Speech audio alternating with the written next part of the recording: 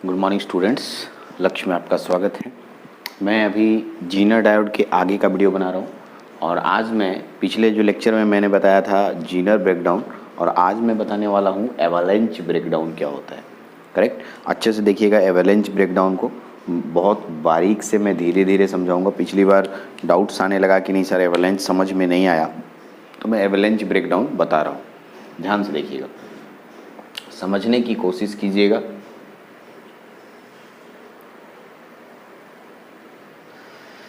मैंने ये PN junction diode बनाया है। ये पी टाइप सेमीकंडक्टर है, ये एन टाइप, ठीक है। और यहाँ से मैंने टर्मिनल लिया। अब क्या करना है, मैं इसको जीनर डायोड बना देता हूँ। तो इसके अंदर डोपिंग कंसंट्रेशन बढ़ाना होगा, क्योंकि हम लोग जीनर डायोड में एवलांच ब्रेकडाउन पढ़ रहे हैं। इसका मतलब इसके अंदर होल की संख्या ऑलरेडी ज़्यादा संख्या में है, ठीक है। इसके अंदर इलेक्ट्रॉन की संख्या होगी, ऑलरेडी ज़्यादा संख्या में होगी। ये बात तो पहले से ही हम लोग को पता है, क्योंकि हम लोग पढ़ने जा रहे हैं एवलांच ब्रेकडाउन। और पी टाइप को नेगेटिव से जोड़ना है और एन टाइप को पॉजिटिव से जोड़ना है, जिससे ये वीएस सप्लाई होगा और ये रिवर्स बायस कंडीशन में आएगा। यहाँ तक सब जान रहे हैं कि आपको रिवर्स बायस में जोड़ना है। अब करना क्या है, जो वीएस का मान है ये 6 वोल्ट से ज़्यादा रखना है आपको। यहीं पर आपको ध्यान रखना है, वीएस का मान कितना 6 वोल्ट से ज़्यादा रखना है। जैसे ही आप 6 वोल्ट से ज़्यादा रखेंगे, ठीक है, 6 वोल्ट से ज़्यादा रखने पर होता क्या है यहाँ और यहाँ, ये समझिए। इसके अंदर माइनॉरिटी कैरियर पाए जाते हैं, जिसे आप होल के नाम से जानते हैं। ओके, इसके अंदर माइनॉरिटी कैरियर इलेक्ट्रॉन के नाम से जानते हैं। माइनस इलेक्ट्रॉन है और प्लस जो है होल है, ये माइनॉरिटी कैरियर कहलाते हैं।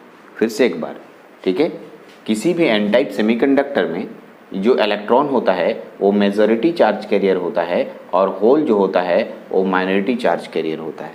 किसी भी पी टाइप सेमीकंडक्टर में होल, ठीक है, मेजॉरिटी चार्ज कैरियर होता है और ये इलेक्ट्रॉन माइनॉरिटी चार्ज कैरियर होता है।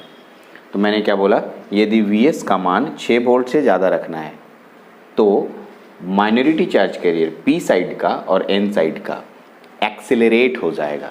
ये नया शब्द है, एक्सेलरेट का मतलब होता है त्वरित हो जाना या त्वरण बढ़ जाना।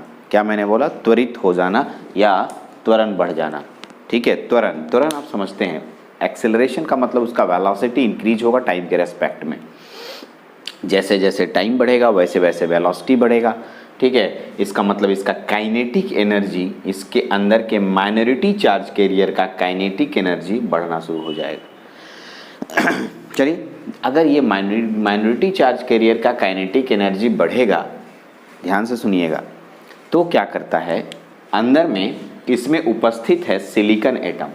पी टाइप ऐसा ही थोड़ी जो बना था जी, सिलिकॉन का बॉन्ड बनता है, आपको मालूम होगा, ठीक है, ऐसे।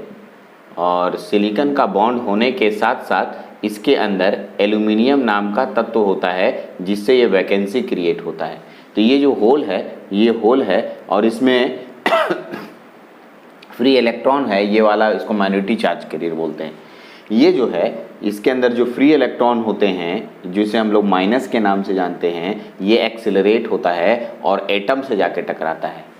अरे किस एटम से टकराया, सिलिकॉन एटम से टकराया। अगर सिलिकॉन का बना है तो, यदि जर्मेनियम का बना है तो किससे टकराया, जर्मेनियम। इतना स्लो इसलिए ले जा रहा हूँ क्योंकि आपको समझ में नहीं आया था, अदरवाइज मैं थोड़ा और तेज़ चलता तो समझ में आ जाता, लेकिन आपको एकदम धीरे धीरे पढ़ने का आदत हो गया। थोड़ा सा अपने आप को इम्प्रूव कीजिए, और फिर भी मैं कोशिश करता हूँ कि हर टॉपिक्स डील हो जाए। ओके, तो ये माइनॉरिटी चार्ज कैरियर का इलेक्ट्रॉन एक्सेलरेट होता है और एटम से टकराता है। जब ये एटम से टकराता है तो अगल बगल 4 इलेक्ट्रॉन्स अपने साथ बॉन्ड बनाए हुए हैं, तो ये बॉन्ड को तोड़ देता है। क्या बोला मैंने, जो free minority charge career electron है और इधर होल है, ये उसके बगल के एटम से टकराता है। एटम के साथ 4 इलेक्ट्रॉन्स बॉन्ड बना के रहते हैं, वो तोड़ देते हैं अपने बॉन्ड को। बॉन्ड को तोड़ने के साथ ही जैसे ही बॉन्ड टूटेगा, इसके अंदर उपस्थित इलेक्ट्रॉन फिर से फ्री हो जाएगा, यानी ये सारे के सारे इलेक्ट्रॉन फ्री हो जाएंगे। करेक्ट, और ये फ्री इलेक्ट्रॉन, ठीक है, कंडक्शन बैंड में चला जाएगा। कहाँ चला जाएगा? कंडक्शन बैंड में, यानी फ्री इलेक्ट्रॉन हो जाएगा। तो ऐसे ही ठीक है, जितना ज़्यादा वोल्ट हम इंक्रीज करेंगे उतना ज़्यादा माइनॉरिटी चार्ज कैरियर का के कारण एटम से टकराएगा और नंबर ऑफ फ्री इलेक्ट्रॉन बढ़ना शुरू हो जाएगा। और ये इतना ज़्यादा बढ़ता है, ठीक है, कभी आप भूंजाते हुए देखे होंगे फरही या फिर लावा, तो आप देखते होंगे कि 1 फुटता है, फिर 2 फुटता है, फिर 4, फिर उसके बाद उसको कंट्रोल करना मुश्किल होता है। तो ए लॉट्स ऑफ इलेक्ट्रॉन्स एटम से टकराने के बाद फ्री होना शुरू होते हैं। इसी को मैंने आगे चल के बताया है कैरियर मल्टीप्लिकेशन। क्या बताया है? इस प्रोसेस को जो इलेक्ट्रॉन की संख्या बढ़ना शुरू होता है उसे हम लोग कैरियर मल्टीप्लिकेशन के नाम से जानते हैं। चलिए, तो कैरियर मल्टीप्लिकेशन भी समझ गए। तो और उसके कारण, उस माइनॉरिटी चार्ज कैरियर के कारण यहाँ ब्रेकडाउन आता है और उस ब्रेकडाउन के कारण करंट फ्लो करता है।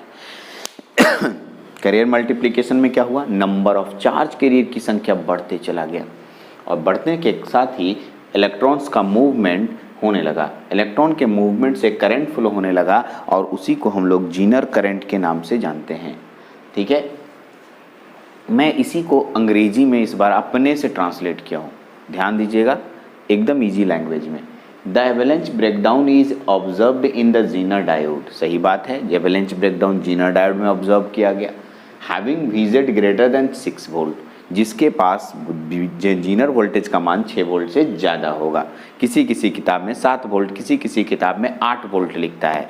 तो आप घबराएं नहीं, आप ले लें 6 वोल्ट से ज़्यादा ही लेके चलें। ठीक है, अब इस तरह का क्वेश्चन नहीं पूछिएगा सर कि अगर 6 भी दे दे, 7 भी दे दे, 8 भी दे दे। ठीक है, तो देने वाला जो क्वेश्चन बनाने वाला होता है उसको भी आइडिया होता है कि हमको क्या देना चाहिए। ठीक है, तो ऐसा नहीं देगा कि आपको सब कंफ्यूज करके रखेगा, ऐसा नहीं देगा कोई एग्जैक्ट वैल्यू, क्योंकि ये एक्सपेरिमेंट होता है और ये सब एक्सपेरिमेंट एग्जैक्टली नहीं होता है। अभी मैं आपसे एक हाथ में गेंद दूं और बोलूँगा कि फेंको, तो आप 10 मीटर फेंकोगे, सही है। अगली बार बोलेंगे फिर से फेंको उसी स्पीड से और उसी तरीके से, तो आपका 10 नहीं जाएगा, 10.1 मीटर जाएगा। सर ऐसे कैसे हो गया, 10.1 मीटर कैसे हो गया? ठीक है, तो आप उस समय जो बाहर हवा एयर रेसिस्टेंस है इसको तो आप लिए ही नहीं। हाँ चलिए मानते हैं आप उसी ताकत से फेंके, लेकिन जिस समय आप पहले बार फेंक रहे थे तो हवा का बहाव एकदम शांत था तो 10 मीटर गया। अब जब फेंके तो हवा आप जिधर फेंक रहे थे उधर ही दौड़ रहा था, तो हवा का भी तो उसमें वेलोसिटी ऐड हो जाएगा। तो हाँ, एक्सपेरिमेंट करते समय आपके एग्जैक्ट वैल्यू नहीं आते हैं, क्योंकि आप जो वायर्स का रेसिस्टेंस, डायोड का इंटरनल रेसिस्टेंस, बैटरी का इंटरनल रेसिस्टेंस आप किसी को एग्ज्यूम नहीं किए। इसीलिए ये कहना कि कोई अगर कहता है मैं 6 ही जानता हूँ और 6 ही होता है, ना 6 से ज़्यादा ना 6 से कम, ये गलत बात है। ठीक है, ये एक्सपेरिमेंटल वैल्यू होता है और माइनर चेंजिंग आता है। हाँ, अब कोई कह दिया 50 तो आप उसको नहीं मानिए, 6, 6.5, 7, 8 तक, यहाँ तक हम लेके चल रहे हैं। ये एक्सपेरिमेंट है, इसकी वजह से माइनर चेंजिंग दिखता है। Okay, in reverse bias condition due to increase in reverse voltage minority charge carrier tends to accelerate. Voltage के कारण माइनॉरिटी चार्ज कैरियर एक्सेलरेट होता है। एक्सेलरेट का हिंदी होता है त्वरण, यानी कि गति बढ़ना। Therefore kinetic energy of minority charge carrier increases. सही बात है। These minority charge carrier collide with stationary atom, अंदर के एटम यानी सिलिकॉन एटम से जाके टकराता है। स्टेशनरी स्थिर, क्योंकि सिलिकॉन थोड़ी घूमता है, सिलिकॉन के चारों इलेक्ट्रॉन घूमता है जी, सिलिकॉन एटम से टकराता है। And transfer some kinetic energy to valence electron present in atom. इसके वैलेंस इलेक्ट्रॉन, सिलिकॉन के 4 वैलेंस इलेक्ट्रॉन है भाई, बॉन्ड जो बनाए हुए हैं, इस इलेक्ट्रॉन में वो काइनेटिक एनर्जी ट्रांसफर कर देता है, टूट जाता है। Okay, and break their covalent bond and free for conduction, और उसके कोवेलेंट बॉन्ड को भी तोड़ता है और कंडक्शन के लिए फ्री हो जाता है। Now these new electron again accelerated and they accelerate other electron. वो 4 इलेक्ट्रॉन फिर एक्सेलरेट होता है और बाकी 4 एटम को जाके तोड़ता है, 4 एटम के इलेक्ट्रॉन को तोड़ता है। ऐसे प्रोसेस में से ढेर सारे इलेक्ट्रॉन जनरेट होते हैं और इसे हम लोग कैरियर मल्टीप्लिकेशन के नाम से जानते हैं। क्या नाम से जानते हैं? Carrier multiplication. In very short time, a large number of minority charge carrier electron and hole generated. इसके अंदर थोड़े समय में बहुत सारे माइनॉरिटी चार्ज कैरियर इधर इलेक्ट्रॉन और इधर होल जनरेट हो जाते हैं. This effect is called avalanche effect. इसी को हम लोग एवेलेंच इफेक्ट कहते हैं. एवेलेंच इफेक्ट का मतलब होता है नंबर ऑफ चार्ज कैरियर की संख्या बढ़ना. And breakdown occurs is called avalanche breakdown. इसीलिए इसका नाम ब्रेकडाउन एवेलेंच ब्रेकडाउन पड़ा. इसलिए इसका नाम क्या पड़ा? Avalanche breakdown. We put a current limiting resistor in the series of zener diode. हम लोग जब जीनर डायोड का उपयोग करेंगे तो मैं आपको जीनर डायोड के सीरीज में एक रेसिस्टेंस लगाऊंगा. वो करंट लिमिटिंग रेसिस्टेंस होगा जो कि ठीक है जीनर डायोड में क्योंकि रिवर्स बायस में है, वोल्टेज बढ़ा रहे हैं तो हीट भी बढ़ेगा और हीट की वजह से ये डैमेज ना हो, उस हीट एनर्जी को डेसिपेट करने के लिए हमको एक रेसिस्टर लगाना होता है. इसका नाम है current limiting resistor. Current limiting resistor कैसा होता है मैं आपको दिखाऊं तो इस तरीके से होता है. ये जीनर डायोड हुआ, ठीक है. यहाँ पर बैटरी लगाइएगा, ठीक है. तो ये इसको कहते हैं आर, ठीक है. ये 1 कर दीजिए. ये करंट लिमिटिंग रेसिस्टेंस होता है जो किसी भी जीनर डायोड के श्रेणी क्रम में लगा होता है. इससे जीनर डायोड को बचाया जा सकता है. नहीं लगाएंगे तो क्या काम नहीं करेगा? एकदम करेगा सर. बट होता क्या है कि जैसे आप ठंड में कोई काम कर रहे हैं तो ठंड लग रही है, ठीक है. तो क्या ठंड में हम काम नहीं कर सकते? कर सकते हैं, बट ठंड लगेगी. हम उससे बचने के लिए अपने शरीर में कोट डालते हैं, स्वेटर डालते हैं और फिर अच्छे से काम करते हैं. तो बस यही है कि इसके प्रोटेक्शन के लिए हम लोगों ने R1 रेसिस्टेंस लगाया, ठीक है. किसके अगेंस्ट? Excessive heat. इसके अंदर बहुत ज़्यादा हीट जनरेट होता है और उससे बचने के लिए हम लोग करंट लिमिटिंग रेसिस्टेंस लगाते हैं. ओके, दिस इज एडिशनल, हम अलग से लगाए हैं, ठीक है. The breakdown voltage in the avalanche breakdown increases with increase in junction temperature. जैसे जैसे जंक्शन टेम्परेचर बढ़ता है उतना ज़्यादा उसका ब्रेकडाउन वोल्टेज हो जाता है. ब्रेकडाउन उससे ज़्यादा में ब्रेकडाउन होता है. हाँ, यही जीनर ब्रेकडाउन जो होता है इसमें उल्टा होता है. अंतर में पूछेगा कि एवेलेंच ब्रेकडाउन और जीनर ब्रेकडाउन में अंतर बताओ. पहला अंतर तो सर वो 6 वोल्ट से कम होता है. एवेलेंच ब्रेकडाउन 6 वोल्ट से ज़्यादा होता है. ओके, इसमें कैरियर मल्टीप्लिकेशन के कारण इलेक्ट्रॉन जो है काइनेटिक एनर्जी जनरेट करता है और जंक्शन तोड़ता है. उसमें इंटेंस इलेक्ट्रिक फील्ड जनरेट होता है. क्या?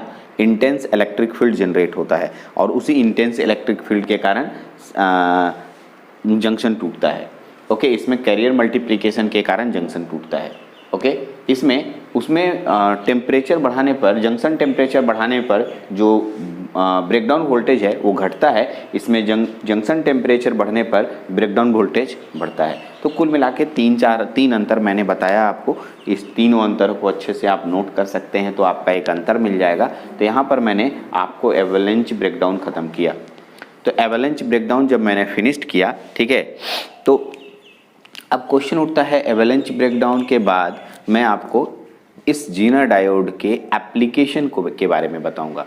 इस जीनर डायोड का यूज़ हम अपने लाइफ में कहाँ करते हैं. तो देखिए मेरे पास आया. अब क्योंकि आप लोग कहते हैं कि अंतर नहीं लिखाया गया इसलिए मैं अंतर भी लिखवा दे रहा हूँ. अंतर आपके सामने है. मैंने 4 अंतर लिखा है. जीनर ब्रेकडाउन इधर लिखा हूँ, इधर एवेलेंच. अगर छोटा लगे तो कोई बात नहीं, मैं पढ़ दे रहा हूँ और समझा भी दे रहा हूँ. जितनी बातें पहले मैंने बताया उसी को मैं डेटा बना दिया कि ये दोनों में अंतर हो सकता है. एग्जाम का एक फेमस क्वेश्चन के रूप में आ सकता है. क्या है? Breakdown is due to intense electric field is called Zener breakdown. और breakdown due to collision. Collision में टक्कर होता है, एटम से टकराया था, अभी लिखा हुआ भी है, ठीक है. It occurs VZ is less than 6 volt. 6 volt से कम होना चाहिए और 6 वोल्ट से ज़्यादा होना चाहिए. इसमें देखो breakdown voltage increases with increase in temperature, with decreases with increase in temperature. इसी को कहते हैं नेगेटिव टेम्परेचर कॉफिशिएंट. जब कोई चीज़ एक बढ़ता है, टेम्परेचर के बढ़ने से कोई चीज़ बढ़ता है और दूसरा चीज़ घटता है तो उसे हम लोग नेगेटिव टेम्परेचर कॉफिशिएंट कहते हैं. और अगर टेम्परेचर बढ़ रहा है, देखिए यहाँ पर टेम्परेचर बढ़ रहा है, ब्रेकडाउन वोल्टेज भी ब्रेकडाउन, ठीक है, ब्रेकडाउन भी बढ़ रहा है और टेम्परेचर के बढ़ने से भी ब्रेकडाउन जो है घट रहा है. ये देख लीजिए, टेम्परेचर के बढ़ने से ब्रेकडाउन एक में घट रहा है, एक में दोनों में बढ़ रहा है. अगर दोनों बढ़ता है तो इसे हम लोग पॉजिटिव नाम देते हैं और एक बढ़ता है और एक घटता है तो इसे हम लोग नेगेटिव नाम देते हैं. ये इंपॉर्टेंट पॉइंट है जो कि आपको समझना है कि नेगेटिव टेम्परेचर कॉफिशिएंट और पॉजिटिव टेम्परेचर कॉफिशिएंट होता है. चलिए आगे बढ़ते हैं हम लोग, ठीक है. नेक्स्ट अगला आता है कि इसके एप्लीकेशंस कहाँ कहाँ हैं। इसका एप्लीकेशंस 3-4 जगह 5 जगह है, बट हम लोग 3 मेनली अभी पढ़ रहे हैं जो जानकारी के लिए यूज़ होगा। एक वोल्टेज रेगुलेटर, जो कि अभी हम बताएंगे भी, ये एग्जाम में क्वेश्चन भी आता है, how zener diode act as a voltage regulator. ये अगला चैप्टर में बताऊंगा। क्लीपर ये भी बताऊंगा मैं, क्लीपर में कैसे यूज होता है। मैंने बोला भी है क्लीपर और क्लैंपर मेरा पढ़ाना काम है, ठीक, आगे क्लीपर क्लैंपर भी मिलेगा। तो वोल्टेज रेगुलेटर में कैसे यूज होता है ये मैं अभी आपको एक्सप्लेन करूंगा थोड़ी देर में यहाँ पर। ओके, ये एम्पलीट्यूड को कंट्रोल करने में होता है। ये क्लीपर का मतलब, ये क्लीपर का मतलब क्या होता है जी, मान लो ये सिग्नल है और अगर आप देंगे इसमें से कुछ पोर्शन काट देना है ऐसे देखिए यहाँ इससे इतना पोर्शन कट गया ऊपर का, ये पोर्शन इसका कट गया जी, तो इतना बड़ा कटा, इसी को क्लीपर बोलते हैं। तो ये क्लीपर, इसी को कहते हैं कंट्रोलिंग द एम्पलीट्यूड। एम्पलीट्यूड को कंट्रोल किया आपने, कंट्रोल मतलब एम्पलीट्यूड का कुछ पोर्शन हटा दिया, तो ये उसी का पार्ट है, लेकिन अलग से मैंने लिखा नंबर बढ़ाने के लिए, संख्या बढ़ाने के लिए। तो ये एप्लीकेशन हुआ। तो ये जीनर डायोड का एप्लीकेशन दोनों के दोनों मैं एक्सप्लेन करने वाला हूँ। वोल्टेज रेगुलेटर भी मैं बताने वाला हूँ अभी। चलिए तो वोल्टेज रेगुलेटर पे चलते हैं। क्वेश्चन आएगा how zener diode act as a voltage regulator. ये बहुत बहुत फेमस क्वेश्चन है, मैं उस पर बात करता हूँ। तब तक आप इसको नोट डाउन कीजिए।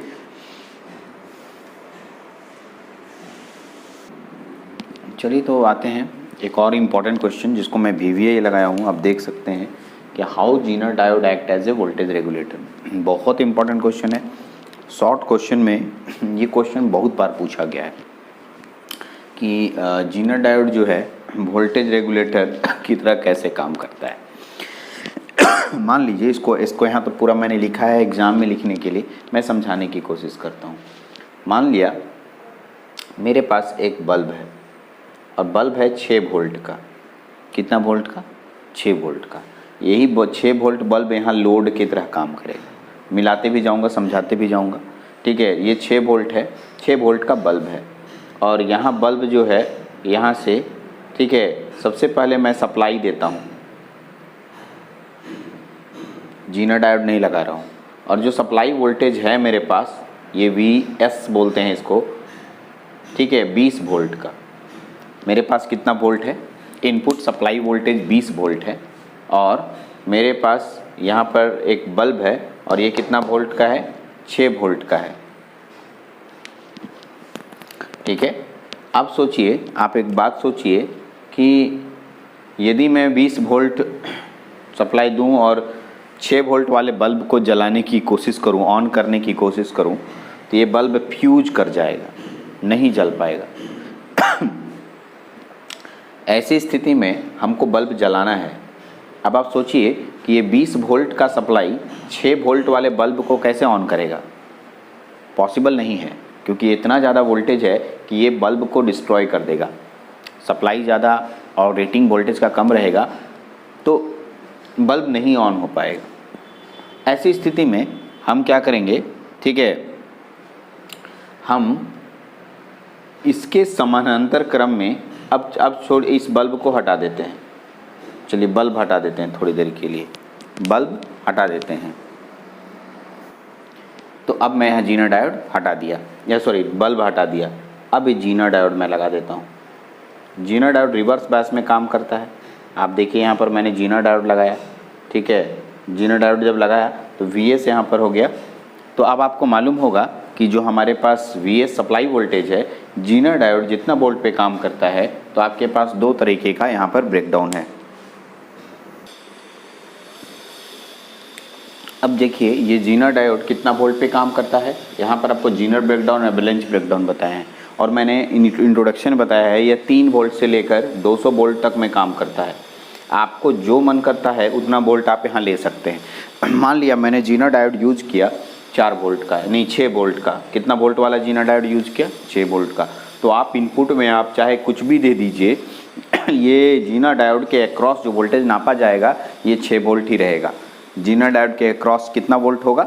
6 वोल्ट होगा। इसीलिए क्योंकि ये रिवर्स बायस में काम करता है, ठीक है। और देखिए मैंने इसके कैथोड को प्लस से और एनोड को माइनस से जोड़ा है। तो ये जीनर डायोड रिवर्स बायस में है और रिवर्स बायस में वोल्टेज कभी नहीं चेंज होता है, करंट चेंज होता है। इसमें करंट बढ़ता घटता है। यानी 6 वोल्ट फिक्स हो गया। ओके, अब क्या कीजिएगा, बल्ब जो आपके पास था इसको इसके समानांतर क्रम में जोड़िए, बल्ब को इसके समानांतर क्रम में जोड़िएगा तो ये 6 वोल्ट पे काम कर रहा है और बल्ब भी आपका 6 वोल्ट है। इनपुट चाहे कुछ भी हो जाए, जीना डायोड उसको रोक के रखा है, वो 6 वोल्ट पे फिक्स करके रखा है और ये भी इसको 6 वोल्ट दे रहा है, यानी अब आपका बल्ब बहुत अच्छे से ग्लो करेगा, फ्यूज़ नहीं होगा। तो ये जीना डायोड एक प्रकार का वोल्टेज रेगुलेटर हुआ। रेगुलेट करने का मतलब होता है कांस्टेंट, ठीक है, करना, कांस्टेंट करना या फिक्स करना। Keep output voltage constant, output voltage को कांस्टेंट करने को ही हम लोग रेगुलेटर बोलते हैं। कोई पूछेगा what do you mean by regulator, तो आप बताएंगे regulator is a circuit which keep output voltage constant. जो आउटपुट वोल्टेज को कांस्टेंट करता है उसे रेगुलेटर कहते हैं, ठीक है। तो मैं वही बात बताया कि ये एक सिंपल सर्किट है। अगर आपको एग्जाम में आ जाए कि zener diode act as a voltage regulator, तो आप जीनर डायोड वोल्टेज रेगुलेटर के रूप में कैसे बनाएंगे, तो आप ये सर्किट बनाएंगे और ये आप इतना दूर लिखेंगे। सर आर कैसे निकाले, आर क्या होता है, आर एक करंट लिमिटिंग रेसिस्टेंस होता है। यदि गलती से जीनर डायोड के पास ज़्यादा करंट आ जाए और ज़्यादा करंट की वजह से ये हीट एनर्जी बढ़ जाए और डिस्ट्रॉय होने की स्थिति में ये इसको प्रोटेक्ट करेगा, इसे करंट लिमिटिंग रेसिस्टेंस कहते हैं। मैंने लिखा भी होगा R is the current limiting resistance.